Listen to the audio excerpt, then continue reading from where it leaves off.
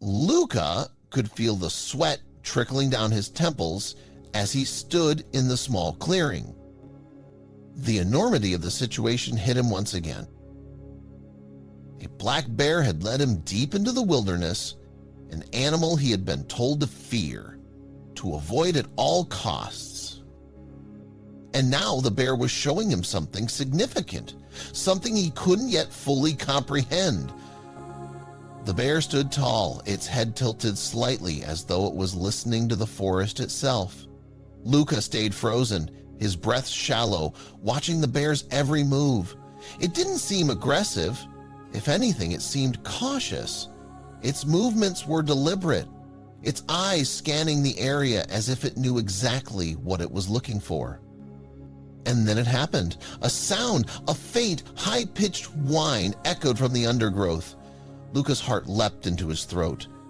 The bear's ears perked up immediately, and it turned toward the noise, its massive body moving with surprising grace for such a large creature.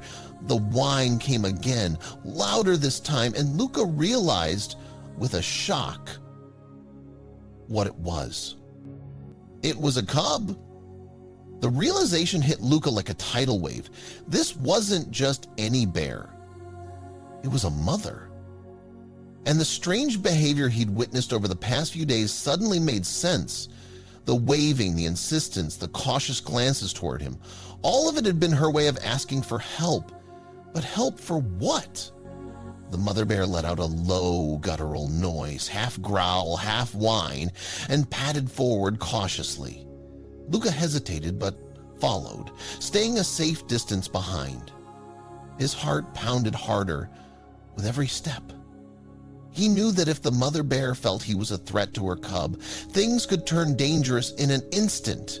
Yet, something about the bear's demeanor calmed him. She didn't seem threatening. She seemed hopeful. Finally, the bear stopped at a thicket of dense bushes. Luka strained his eyes, trying to see what lay beyond. The mother bear let out another soft noise, and the whine he had heard before grew louder. Then he saw it. A tiny bear cub, no bigger than a medium-sized dog, lying weakly on the forest floor. Its fur was matted, and it seemed too feeble to move. Luka's breath caught in his throat. The cub's chest rose and fell in shallow, uneven movements. It was clearly in distress. The mother bear nudged the cub gently with her nose, letting out a soft, mournful sound that tugged at Luka's heartstrings. He didn't need to be an expert to know the cub needed help, and fast. But what could he do? He wasn't a veterinarian, and he had no supplies with him. His mind raced. Should he try to carry the cub back to his neighbor's house? Would the mother bear even allow him to get that close? And how would he navigate the dense forest with the protective mother bear watching his every move? He crouched down, trying to project calmness and non-threatening energy. The mother bear eyed him warily, but didn't move to stop him as he slowly reached for his phone. Relief flooded him when he saw a single bar of service. It wasn't much, but it was enough to make a call. He dialed the number for his neighbor Harry, who lived closer to the edge of the forest. "Harry, it's Luka," he said hurriedly when his neighbor picked up.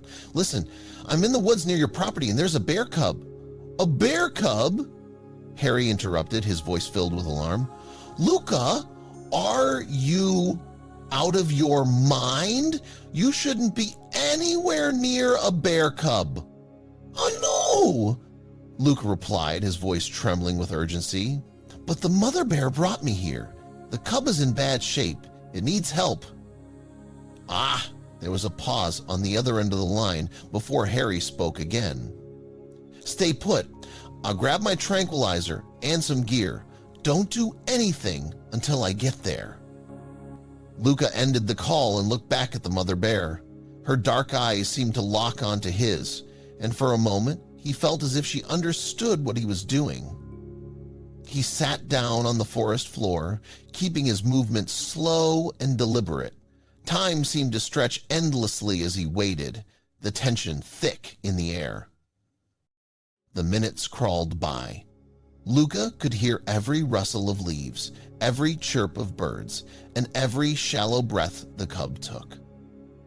The mother bear remained vigilant, her massive form towering protectively over her cub. Luka's heart ached for her. She was doing everything she could, but it wasn't enough. That's why she had turned to him. Finally, the sound of approaching footsteps broke the silence. Luka turned to see Harry emerging from the trees, carrying a tranquilizer gun in a large backpack. Relief washed over Luka, but it was short-lived.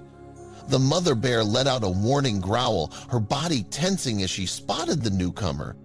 "Easy," Harry said, softly, raising his hands to show he meant no harm. He stopped a few feet away from Luka, assessing the situation. "That cub doesn't look good," he muttered. "We need to get it out of here, but we can't risk upsetting the mother." Harry loaded the tranquilizer gun, his movements slow and deliberate. "I'm going to sedate her," he said. "It's the only way we can help the cub without putting ourselves in danger." Luka nodded, his stomach churning with anxiety. He knew it was the right decision, but the thought of incapacitating the mother bear felt wrong. She was just trying to protect her cub.